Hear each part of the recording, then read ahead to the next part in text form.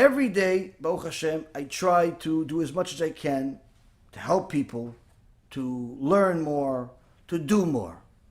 And of course, from time to time, I'll make a mistake, I'll do tshuva, and start again.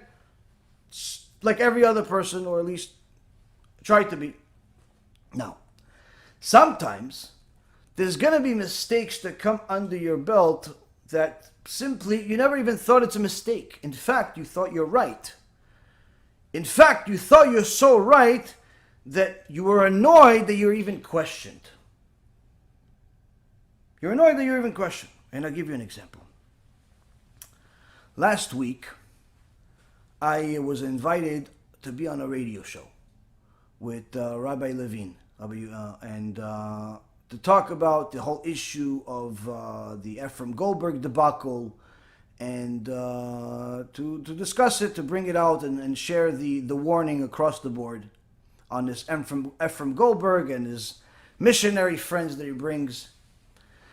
Now, Rav Levine asked me to say, because perhaps some of his audience, or even all of them, don't know who I am, perhaps to say, spend a few minutes to talk about my personal story. So the movie that I have that's about my personal life, that took an hour and a half to detail specific stories of my life, of my tshuva story and everything else, to, in essence, summarize it into, a handful of minutes. 3 minutes or 5 minutes or whatever it was. So, okay, no problem. Personally, since I lived it and I continue to live it, I don't necessarily like telling the story, but I know it's entertaining and interesting for people, and it's also a way for people to get to know me a little bit. So I do it. Now, I've said the personal story a bunch of times, but typically when I say the personal story, it's a full lecture for, an hour and a half to 3 hours or more. I don't usually tell the story in 3 minutes. But either way, I have a goal. What's my goal? My goal is to say whatever version of the story is going to come out, and then go and tell the real story. What's the real story? The danger that Klal Yisrael has because of this Ephraim Goldberg person. So now I call into the show, and I talk, and we do the nice introductions, and then I say my story.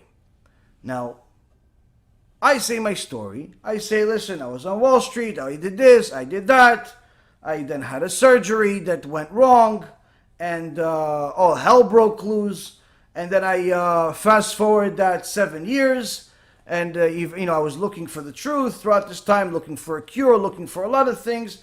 Eventually I met my cousin, Rabbi Ephraim. I did tshuva, and Baruch Hashem merited us to open up this organization, Be'ezrat Hashem, which today we teach Torah. I never thought I was going to be a rabbi. Ended up becoming a rabbi, an author, have a kiruv organization, and I thought I was going to be some rich guy that builds yeshivot while making millions of dollars in the stock market, but apparently Hashem had a different plan for me. And that was, in essence, the introduction of 3 or 4 minutes in even less time. Okay? Now, then I went into the story of what's happening with Ephraim Goldberg, and we did that part. Now, the whole video, I think, was like 30-something minutes. We had it, we got it, we publicized it, and then somebody reaches out to me and says to me, hey, Rabbi, what happened between you and Rabbi Mizrachi? I said, what? What are you talking about? What do you mean what happened between you and Rabbi Mizrachi? Nothing. I love Rabbi Mizrachi. It's one of the greatest influences of my life. What are you talking about? What happened between me and Rabbi Mizrachi? Oh, you didn't mention him. So what are you talking about? I didn't mention him. No, I just heard this story that you said about, the thing with the interview with Rabbi Levine at the show. And you said that, you were Wall Street and you did this, and then you did all this stuff, and then you met your cousin, Rabbi Ephraim, and then you went into all the story. You never even mentioned Rabbi Mizrachi, so I figured, I don't know, maybe something happened between you guys. So no, chas v'shalom, nothing happened between Rabbi and Rabbi Mizrachi. If anybody that knows, I have a whole movie about my personal story. Probably 10, 20% of the whole movie it has to do with Rabbi Mizrachi, if not more. Every single week I mention Rabbi Mizrachi in my lectures. And I try to make sure I quote him. I give his CDs. This CD is one of the CDs that saved my life, and I give it out thousands of copies of it over the years. What are you talking about? Something happened.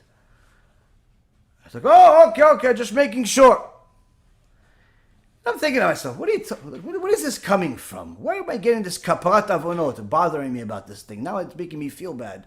I mention him, not mention him. And I think to myself, what, Rabbi Mizrachi needs this kavod or something? What, is he looking for something from me? Does he care even? He doesn't. He won't. Obviously, if you go ask Rabbi Mizrachi, he's not going to care.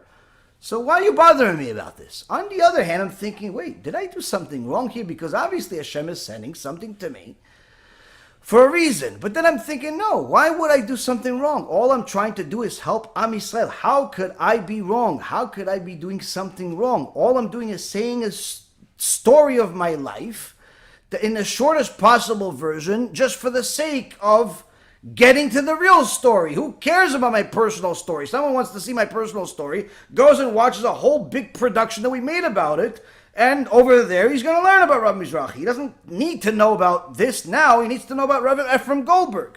And then I go back and forth in my mind, and I'm thinking, I did nothing wrong. This guy that's sending me this information, that's sending me this question, is just annoying.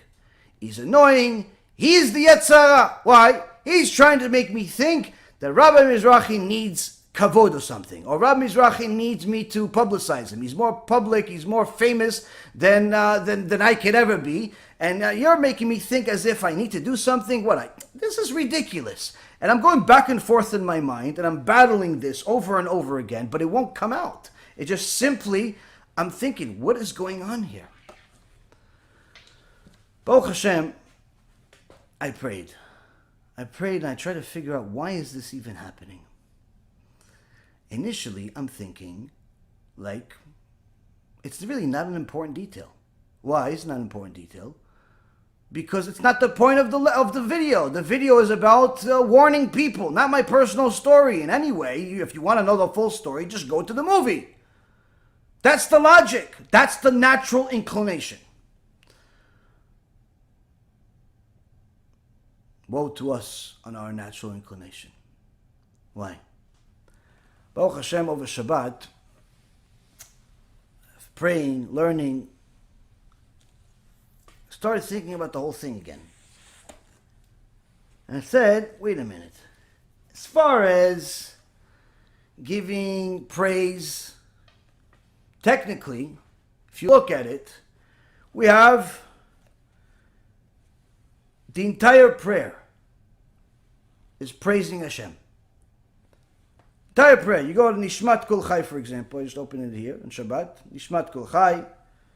The soul of every living person will bless your name. That Ameneg Olamo Bechesed U'B'Yota B'Rachamim. He guides his world with kindness. We call Hashem kind. We call Hashem blessed. We say He's arousing all the sleeping. He just gives us everything. And in essence, in every single paragraph of our entire prayer, not just on Shabbat, every day, all we're doing is praising Hashem. Hashem needs praise? If you said yes, you're not my student. Probably the first time you're ever watching my show. Why? Because Hashem doesn't need anything. So why are we praising Him in every one of our prayers? Better yet, we have Parashat Shavua. Kadosh Baruch Hu tells Moshe Rabbeinu how unique he is. He tells Am Yisrael later on in the Torah that nobody is ever going to be like Moshe Rabbeinu. Nobody ever was, nobody ever will be like Moshe Rabbeinu. Moshe Rabbeinu is special. Does Moshe Rabbeinu need praise? Is Moshe Rabbeinu reading the Chumash that he's reading about himself? That when he sees it, he's going to get a good feeling in his stomach? If that's why you think Hashem put it in the Torah, we need to dig deeper. It's not the right answer. Hashem did not write in the Torah, the praises on Moshe Rabbeinu, the praises on Avraham, Yitzchak, and Yaakov, the praises on anybody that's of any value for their sake. Even though our natural inclination will tell us, yeah, it's nice. It's nice to say something good. I always ask my husband, say something nice. I like to hear some nice things. I like to hear a compliment. Okay, you may like to hear a compliment, and generally speaking, everybody likes to hear a compliment. But that's not the reason why we say it in prayer to HaShem. That's not the reason why there's verses in the Torah that are praising HaShem. That's not the reason why there's verses in the Torah that are praising the different forefathers that we have. That's not the reason. In fact, it's also not the reason why you're supposed to give praise to your loved ones, to people that are important to you, to people that you're grateful for. The praise is really not for them as much as it is for you. Praising Hashem is for your benefit. It's for our benefit. It's not for Hashem's benefit. When you praise Hashem, you are reminding yourself how great He is, and thereby how many benefits He gives you. How merciful He is not valuable unless you realize that that very same mercy is being applied to you. Where even though we all sin, Hashem doesn't punish us right away. That kindness that He has is not very valuable unless you understand that you're appraising His kindness because you realize that He's applying that kindness on you. The praise is a reminder for you to say thank you. The praise is a reminder for you to appreciate what you have, for you to recognize what you have. The praise of Moshe Rabbeinu and the rest of the sages and the rest of the patriarchs, matriarchs, is a reminder for us where we come from and how special we are. So thereby you'll appreciate it and protect it and not become one of the people that goes and becomes Christian, like unfortunately almost 1.6 million Jews in America identify themselves as Christian. Do you know why? Because they never praised their Jewish part. They never praised the God of Israel. They thought that if there's a praise, that praise has to come to themselves. The problem is when we only focus on praising ourselves, we fail to recognize the greatness of everything else. Even more so, when we fail to praise HaKadosh Baruch Hu, we also fail to recognize how much He's giving us, to the point where we can even forget He exists and even fall into the trap of thinking He even doesn't. When you're praising someone, it's not for them to benefit from it. It's for you to remind you that this is necessary. It's a necessary trait to practice as often as possible in order for you to elevate yourself from being an animal to being a human. That's the difference.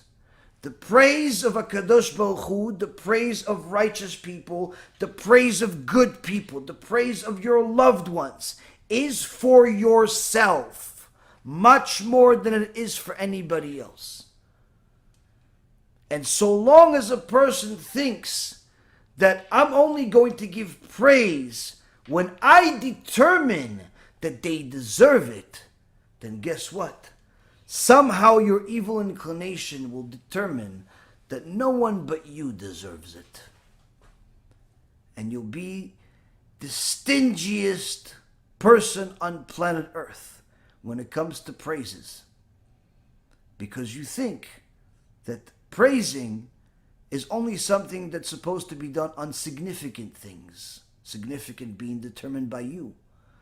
Where if somebody makes you a coffee, or somebody opens the door for you, or somebody simply tells you the time, you don't think that's deserving of praise. Somebody decides to live with you, bring a child to your life. Somebody decides to even tell you directions. You don't think that's necessarily worthy of praise. Little by little, a person that forgets that praise is necessary for themselves, to praise others for themselves, that person will become very easily removed from reality to the point where they forget that there is even a God. Because if you don't praise the man that you can see, surely you're going to forget praising the God that you can't see. Not because he doesn't have a body. He doesn't. But you're not praising him because of that. You're not praising him because even the things that he gives you that you can see, you're going to justify it in some form or another that it's somehow due to your doings or your understandings.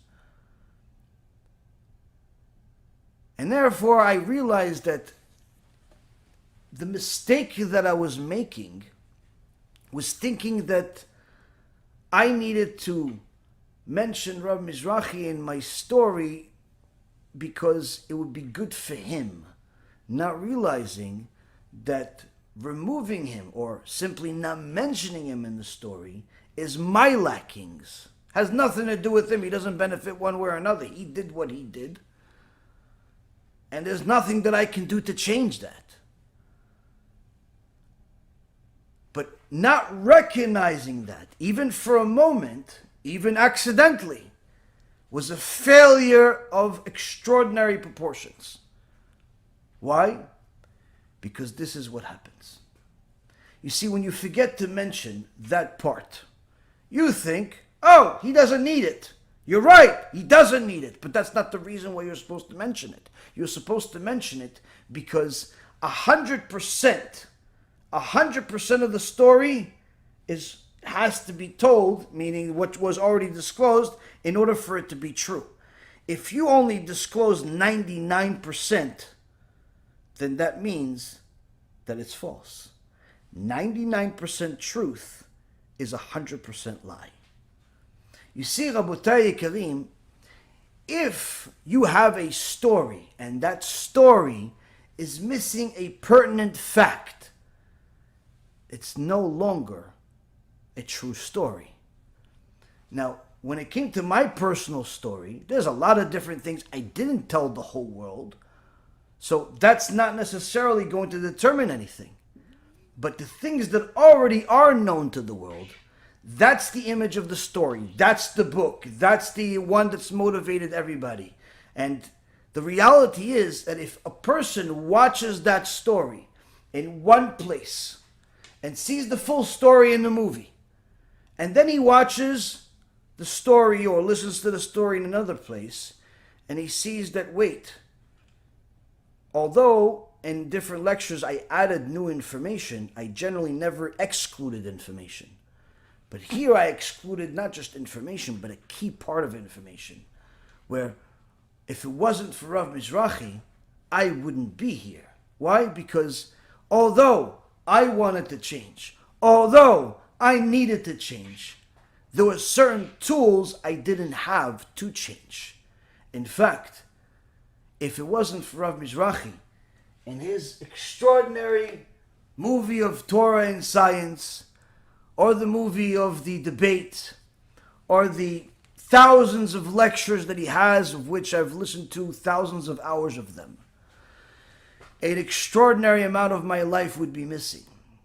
How extraordinary? Virtually all of it. Because even though my dear Rav Ephraim taught me an extraordinary amount of Torah, there was a certain light that was lit that couldn't have been lit in any other way. You see, I was learning, and I continue to. But you see, a person needs to understand that a fire, or whatever it is that you're building, you can't judge what it is based on what it is now. You have to look at where is the foundation, where does it start, where is that spark. So if anybody remembers the story, is that yes, we were changing, we were learning, we were doing a lot of different things, but still our understanding of our responsibilities in regards to intermarriage, my wife not being Jewish at the time, that was still an unsolved issue. And the reality is that if it wasn't for Rabbi Mizrachi teaching us the significance of knowing God versus believing in God, by showing us proofs that God actually is something you can see, not in flesh and blood like the Christians think, but through his creation. That Christianity is not a second best, but rather is 100% false, man-made, garbage, idol worship.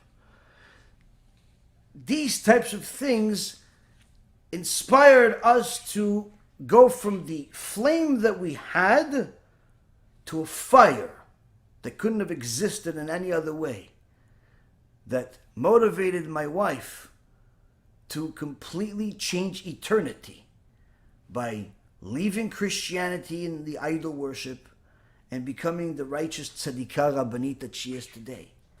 You see, Rabotai, it didn't just change me as far as learning new material. The most important person in my life changed the religion. And my decree, our decree, transformed from eternal Gehenom to Gan Eden. That's not a big deal. And even more so, if that didn't happen, we simply wouldn't have kids. So these 3 little beautiful angels that I have in my house, Ishtabach Shimo La'ad, each one more great than the other, each one the most precious thing on planet Earth. I wish I can see them more and play with them more and learn with them more, but I have to also be responsible for some of Hashem's kids that Hashem gives me responsible for. But these 3 angels that HaKadosh Baruch Hu blessed us with, they wouldn't, chas v'shalom, they wouldn't exist if it wasn't for Rabbi Mizrachi. Because we were already together for many years, and we simply decided as long as we have different religions, we don't want the kids to be confused, be this, be that. Simply, we're just not going to have kids. And even though I wanted, listen, I didn't want to have a confused kid. And it made perfect sense in our crazy minds. Which means that if it wasn't for Rabbi Mizrachi, there would be 3 tzaddikim that were supposed to be in this world, chas v'shalom not being. There wouldn't be a family. There wouldn't be a kiruv organization. There wouldn't be a book named Yasem Midbar Le'agam Mayim that Baruch Hashem has inspired thousands of people so far. There wouldn't be a movie that has inspired millions of people, and even another movie that has changed the lives of millions of other people. There wouldn't be a DVD. There wouldn't be 25,000 people that ate in Eretz Yisrael just last year. The whole organization of Be'ezrat Hashem simply wouldn't exist. You see, you could all say, yeah, but maybe it would have happened another way. And guess what? It didn't. It didn't happen another way. HaKadosh Baruch Hu sent us a messenger. And then he sent us another messenger. And the combination of those 2 messengers, the combination of the 2 angels that HaKadosh Baruch Hu sent us, Rabbi Mizrachi and Rabbi Ephraim, we took them and we took everything we possibly can from them to learn everything we can, to observe everything we can, and to apply everything we can. And guess what? It changed our life. And thereby created lives. And thereby created eternities. Changed not just the eternity that I had and my wife had, but also the eternity of many other people. To exclude that from the story may seem inconsequential when we are self-absorbed and think that the world revolves around us. But the reality is to exclude that from the story makes the story 100% a lie. No different than the New Testament. And that's why, as soon as I realized how wrong I am of excluding what seems like an inconsequential small part of the story to an unappreciative person, I realized I have to fix it. So as soon as Shabbat was out, I I went myself on our channel and immediately removed the lecture, asked the team to remove it from any place that it was published until we figure out how to fix it. Why? Because already a few thousand people have watched it. Baruch HaShem, it was Shabbat, so it was less than typical, but still, it was a few thousand views from different places. How do I fix showing the greatest level of ingratitude that I have ever shown in my life to the person that I'm most grateful for? A person that changed my life, a person that brought life into my life, a person that simply changed and steered my path to hell and turned it into heaven. How do I fix it? How do I fix being ungrateful even if it was unintentional? Even if it was only for a couple of days? It still caused damage. Why? In Shemaim, it went up there and says, oh, Yaron Reuven, grateful. Yeah, right. Kfui tova. What do you mean? He helped so many people, such a nice guy, this, that. No. What do you mean? You know that guy, he didn't even say thank you that one time. He didn't say thank you to the guy that actually helped him go to heaven. That's what it was. So we have to stop it. And after first stopping the damage, removing the lecture, we figured out that the best way to do it is to first off remove that part from that video altogether. So therefore that lie doesn't exist. Now, again, according to some people, they say, no, it's not a lie, it's just an incomplete truth. And guess what? An incomplete truth is 100% a lie. Because an incomplete truth could be missing the most critical part. So we had to change it, we had to remove it, but then we had to make up for the part that there was still a couple of thousand people that watched it. How do we fix that? By doing this. Publicly apologizing to Rabbi Mizrachi, publicly apologizing to Kadosh Baruch Hu, and promising that HaShem will do better. We'll be more grateful, and not assume that anything we do is for anybody else. Because the reality is, the entire Torah and all of its mitzvot are only for yourself. B'ezrat Hashem, this too will be another lesson for all of us to learn. How to do better, even when we think we're right. I was sure I was right. I was sure I was right because my mind said that it's not a big deal, and I was certain that I was right. And guess what, Rabbi? I was wrong. Why? Because I thought that the thank you, the praise, was for somebody else. When we thank somebody, when we're grateful for somebody, it's to remind ourselves. It's to remind ourselves that we're human. It's to remind ourselves that we're striving to be human. It's to remind ourselves that we're not alone in the world. It's to remind ourselves that we have to aim to be better. Whatever those people are supposed to get, they're going to get, and it's not going to be from you anyway. HaKadosh Baruch Hu is going to decide what they're going to get. That praise, that gratitude that you show is not going to add to their life. Whatever HaShem wants to give them, He'll give them with or without you. The praise, the gratitude is for you. That's why HaKadosh Baruch Hu showed us this in the Torah in every aspect. In our prayer, in our Torah, in our Tanakh, in our Gemara. We're constantly praising. We're praising the sages, we're praising the forefathers, and we're praising HaShem.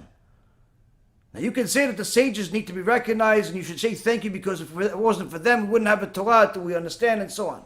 And you can say that we're praising the forefathers because they were unique and they were beautiful and they were great and they were amazing. And they deserve to be praised. But what are you going to say about Hashem? He deserves to be praised? He needs a praise? No. You need the praise. I need the praise. I need to praise HaKadosh Baruch Hu. I need to praise and thank HaKadosh Baruch Hu. I need to praise every single person that has simply changed my life. And one of the most extraordinary ones was Rabbi Mizrachi. And still is Rabbi Mizrachi. We've worked together every day since I started with this Kiruv world. Whether it's his lectures or my lectures, his pages or my pages, his Baalei Tshuva, my Baalei Tshuva, and of course, I'm always just simply trying to catch up. But the reality is that there is no catching up. It's not, one of those things that happens in you can just do Kiruv for 25 years and somebody can just catch up. It doesn't exist. It's like saying I can catch up to Rabbi Akiva. There is no catching up. They're simply trying to emulate. Somebody is great. Somebody is amazing. Have kinat sofrim. Have a healthy type of jealousy. I want to be just as successful in helping neshamot as he is. And that's what we try to do. And the most important thing that a person can do in order to achieve that is first and foremost, titen emet liYaakov. Give truth, emet, to Yaakov. Who's Yaakov? It starts with you. Starts with ourselves. And then it's everybody else. As long as we're honest to ourselves, Be'ezrat Hashem, it will become much easier to be honest to everybody else. Thank you again to Rabbi Mizrachi. Kadosh Baruch Hu yivarech oto b'kol mikol kol, chaim arukim, shlemim, meleim Torah, mitzvot, gemilut chasadim, to him, to his wife, to his children, to his nechadim, Be'ezrat Hashem, to all of his students, and to all of ours, to all of the other wonderful people that have helped us, to all of the other wonderful people that have learned with us, and even to all of the wonderful people that have criticized us. As long as that criticism was coming from a good place, and not simply criticism just for the sake of annoying us. As long as that criticism was for the sake of the Torah, and not for the sake of ego, we appreciate that too. HaKadosh Baruch Hu bless each and every single one of you. And hopefully in Shamayim they'll have some mercy on us. That at the very least, we made a mistake for a couple of days, for a lecture, for a couple of... Perhaps they'll forgive us in Shamayim by our appreciation and even more so, our publicity, that we could all learn from it. Be'ezrat Hashem, each and every single one of us will use this as another way to connect closer to Hashem by recognizing the fact that we have to appreciate Him and everybody else that He sends our way for ourselves. Baruch Adonai Leolam, Amen v'Amen.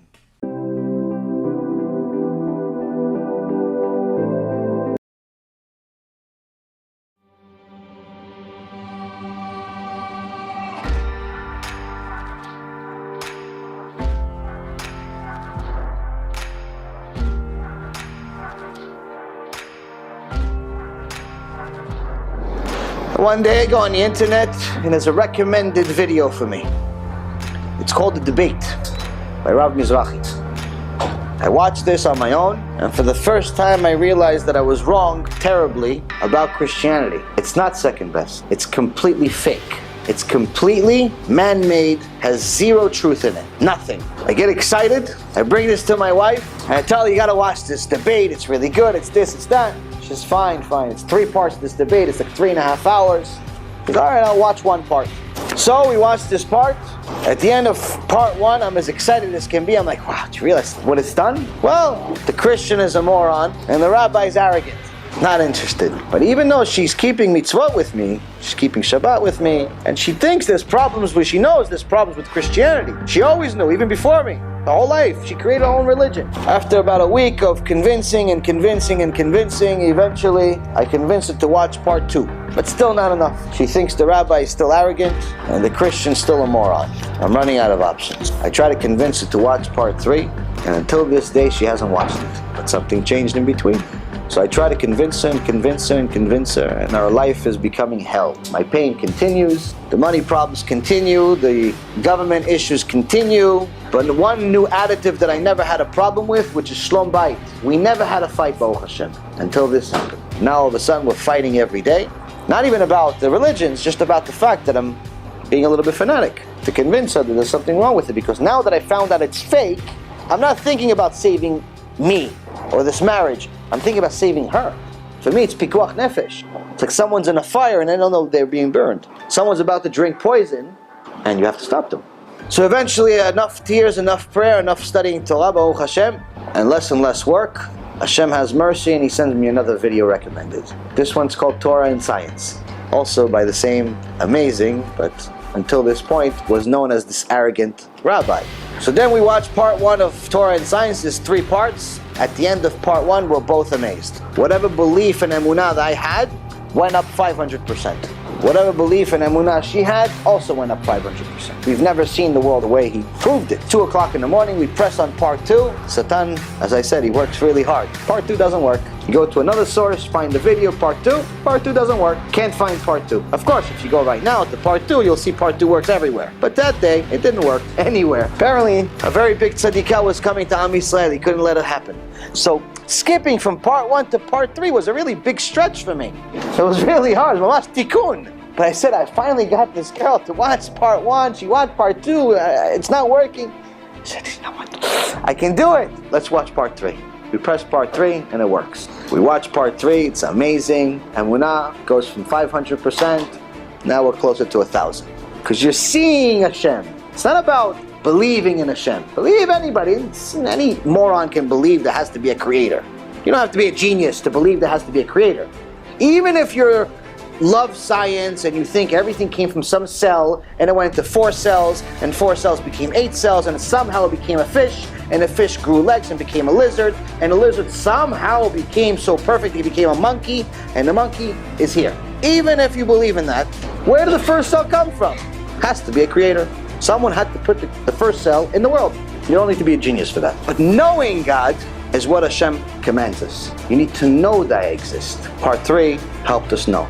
Now she's telling me at the end of this lecture, we're both on a high. It's 4 or 5 o'clock in the morning now. Watching a little popcorn, we're having a good time, we're discovering God. It's like the greatest thing in the world. She says, listen, a lot of my questions have been answered, but I still need to know that it's allowed. I still need a sign from Hashem. Now generally you're not allowed to ask for Hashem for signs. Just so anybody knows, Hashem does not allow us to ask for signs. You're not supposed to even look for signs. Not allowed. We're above the mazal. The stars are the mazal. We're above the mazal. Our actions dictate Hashem's actions. Whatever your mazal is, your actions can change it. If Hashem says, listen, right now his mazal is to lose all of his money. You do certain things, you can change it. As a Jew, you have a privilege to the rest of the world. You are above the mazal. Know that forever. So now, neither one of us obviously knew this. Needs some type of sign, but she gets to a point where if anyone that's never met a convert should know that one of the reasons why Hashem mentions the convert more than anything else in the entire Torah, but doesn't just mention them. He mentions the special privilege they have in the world. He says, Jewish nation, he's our father. But for the converts, I'm their father and their mother, because they have nothing. When they convert, their parents are not considered their parents anymore. Spiritually. Physically, they're still considered their parents. Biologically, they're still considered their parents. They're still supposed to honor their parents, as long as their parents are not anti-Semitic. So I am their father and their mother. And he puts an obligation on Am Yisrael to love the ger. You have to love converts, not just respect them. You're not even allowed to pressure them. Special treatment. You can't be a Jewish salesman with a convert. Problem with converts, problem that they go through, is that in between leaving the lie and discovering the truth, or accepting the truth, even after they've discovered it, they don't necessarily accept it right away, there's nothing. There's an empty spot in the middle where they have nothing. In this world, that's Gehenna. Because even if you believe a lie your whole life, you don't know it's a lie. So for you, it's true. Even if someone thought money is the cure for all diseases and all problems and everything in the world, despite the fact that it's a complete lie, as you've obviously seen from this story at this point so far, once you realize it's not, you have to replace it with something. So a lot of converts get to a very, very big mashber, a very big dilemma, very big depression. And that's what my wife got to. And that night, she went to sleep, and she prayed to HaShem, saying, either give me a sign, or take me from this world.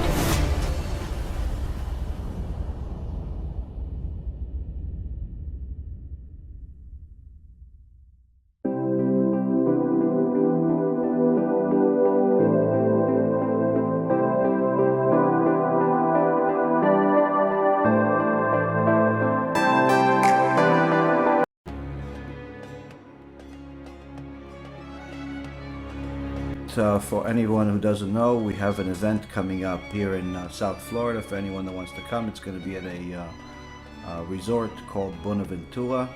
For anyone that wants to attend, it's free of charge, but you have to RSVP to leah@bezrathashem.org.